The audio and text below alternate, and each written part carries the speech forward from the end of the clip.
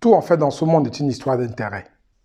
Moi, je pense, en fait, qu'il n'y a pas de partenaire vraiment qui vienne vers vous s'il n'y a pas un intérêt pour eux. La photo que vous avez vue en affiche de la vidéo, c'est une photo de Barack Obama et de Kadhafi. Et moi, je ne vois pas sur cette photo deux Africains ou deux personnes d'origine africaine. Je vois sur cette photo deux hommes qui ont lutté, qui ont combattu pour les intérêts de leur peuple, de leur pays. Barack Obama a combattu pour l'intérêt des Américains et Kadhafi a combattu pour l'intérêt de la Libye et voire au-delà de l'Afrique. Donc ça veut dire que chacun a combattu pour les intérêts de son peuple, de sa communauté. Après, on voit aussi que l'un a contribué à la chute de l'autre parce qu'il y avait des intérêts derrière par rapport au partenariat qu'il avait avec les Européens ou aussi eux, ils avaient des intérêts qui étaient mutualisés. Donc tout c'est une affaire d'intérêt dans ce monde en fait. Et c'est ça qu'il faut que nous on comprenne en Afrique. On doit comprendre que c'est une affaire d'intérêt et qu'on doit arrêter de penser qu'on doit être les personnes qui doivent être en fait la vache à lait de tout le monde.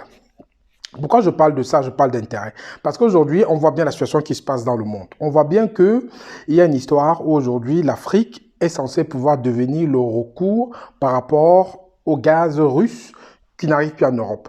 Parce que la situation, elle est très grave. Hein. Peut-être que vous n'êtes pas conscient de ce qui se passe en ce moment, mais c'est très grave avec la coupure de gaz qui vient de Russie en Europe. Il y a l'Allemagne qui est en train complètement de tomber. Il y a un gros problème en Allemagne, juste de l'économie allemande qui souffre. Il y a le plus gros chimiste presque du monde, BASF aujourd'hui, qui va peut-être mettre ses employés en chômage technique parce qu'il n'y a pas de gaz. Donc parce qu'il faut savoir que 30 à 40% du gaz qui vient en Allemagne venait de la Russie. En France, c'est pareil. On parle de rationnement pour l'hiver qui arrive, que baisser l'éclairage, baisser le chauffage ou la climatisation, enfin la climatisation comme on a en été. Donc en fait, il y a des vrais problèmes aujourd'hui. Il y a une vraie crainte qui repose sur l'approvisionnement en gaz en Europe. Ça, c'est clair. Et le gaz de merde de schiste qui vient des États-Unis, c'est pas celui qui va résoudre le problème. Parce qu'eux aussi, ils vont être confrontés au même problème où il n'y en aura plus pour tout le monde. Donc ça veut dire qu'aujourd'hui, l'Afrique reste un recours important pour l'Europe parce qu'aujourd'hui, ils sont partis pour avoir une guerre longue. Hein. Donc on a bien vu comment ils se positionnent aujourd'hui pour pouvoir faire une guerre qui va durer. Et qui dit une guerre qui va durer, dit forcément que ça va se durcir du côté de la Russie et qu'il n'y aura plus de gaz qui va arriver en Occident. Et ce qui est marrant, en fait, c'est que par rapport à ça, ils parlent de sanctions. Mais je ne sais pas si vous avez suivi. La turbine de maintenance Siemens qui était au Canada. Et pour cette turbine de gaz, ils ont dû lever des sanctions parce que les Allemands ont pleurniché pour avoir cette turbine, pour pouvoir en fait la mettre sur le pipe qui va alimenter l'Allemagne avec le gaz qui vient de Russie. Donc ils parlent de sanctions, seulement des sanctions à deux vitesses en fait. On sanctionne quand ça nous arrange, mais quand c'est pour nos intérêts, il n'y a plus de sanctions.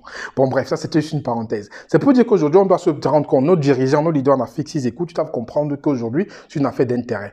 Moi, je pense qu'on ne se rend pas compte de ce qui se passe en Afrique et on est vraiment sur notre planète. Il faut savoir qu'en Afrique, il y a encore des pays aujourd'hui, des coins aujourd'hui où il n'y a pas d'électricité. Il faut savoir qu'il y a encore des coins où ils voient la lumière pendant 2 heures et la revoient 2 jours après. Il faut comprendre qu'il y a des zones en Afrique aujourd'hui où il n'y a pas d'eau à boire. Il faut comprendre en fait qu'il y a encore des enjeux aujourd'hui très importants. C'est-à-dire qu'on n'est pas encore bien servi nous-mêmes, mais on veut déjà aller servir les autres. Aujourd'hui, j'ai fait une vidéo où je parlais justement de Olaf Scholz qui était allé voir Macky Sall pour plaider pour le gaz sénégalais. Et les gens ont commenté disant que oui, on doit vendre le gaz pour les devises, mais on doit arrêter ça. Comment est-ce qu'on peut vouloir aider les autres sans s'aider soi-même? Moi, je pense que déjà, si on doit pouvoir mettre un deal gagnant-gagnant, comme a dit Fatou Diom, il faut qu'ils viennent construire des centrales nucléaires en Afrique. Il faut qu'on s'entende pour qu'aujourd'hui, tous les Africains déjà soient servis. C'est-à-dire qu'on ait déjà l'électricité, normalement, qu'on ait déjà les infrastructures pour se développer normalement, avant de penser à de nos autres. Et si on a déjà tout ça, si on construit vraiment un écosystème où on peut se développer nous-mêmes, c'est-à-dire où notre propre gaz, on le consomme, notre énergie, on le consomme, notre essence, on le consomme, on va pouvoir générer une économie assez importante et on pourra par la suite exporter. Mais si on ne développe pas déjà ça, et le peu qu'on produit, on pense déjà à exploiter complètement, c'est quand on va donc se servir. Vous pensez qu'aujourd'hui, les pays comme la Russie, comme la Chine ou comme même la France servent l'étranger sans devoir se servir? On se sert d'abord, c'est quand on est satisfait de ce qu'on a déjà qu'on passe aux autres. Aujourd'hui, on parle du gaz qui vient des États-Unis. Les États-Unis, avant de confier le gaz à d'autres personnes, ils sont déjà autosuffisants en gaz. Pourquoi ce n'est que l'Afrique qui va devoir exporter sans d'abord se satisfaire elle-même de ce qu'elle produit? C'est quand même aberrant. On voit par exemple aujourd'hui comment on importe l'essence et le diesel en Afrique. Alors qu'on produit, mais on ne raffine pas. Il y a Dangote qui, heureusement, il a fait une grosse raffinerie au Nigeria qui va un peu juguler les problèmes d'essence raffinée dans ce pays-là. Mais d'autres pays africains aujourd'hui sont en pénurie de carburant alors qu'ils produisent du pétrole sur leur sol et produisent beaucoup en plus. C'est-à-dire que vous produisez du pétrole, vous l'exportez, mais vous n'avez rien localement pour vous-même en fait. Vous avez encore importé les pétroles raffinés. Donc vous sortez la matière brute et vous importez la matière transformée. C'est complètement aberrant. Donc je pense qu'il faut qu'on arrête de penser qu'il y a une histoire de partenaire, il y a une histoire d'amitié, il y a une histoire de que ce sont les pays frères. C'est fini ça.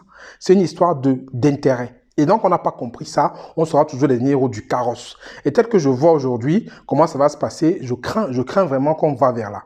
Aujourd'hui, il y a tellement de gisements de pétrole et de gaz en Afrique. Pensons d'abord, Africains, d'abord à notre propre intérêt. Pensons d'abord à nos intérêts. Pensons d'abord à nous satisfaire. Pensons d'abord que les endroits où il n'y a pas le courant pendant 2 jours et que d'abord ces zones-là soient électrifiées. Pensons d'abord à développer les endroits où il faut avoir de l'eau potable. Pensons d'abord à développer notre industrie avec nos ressources.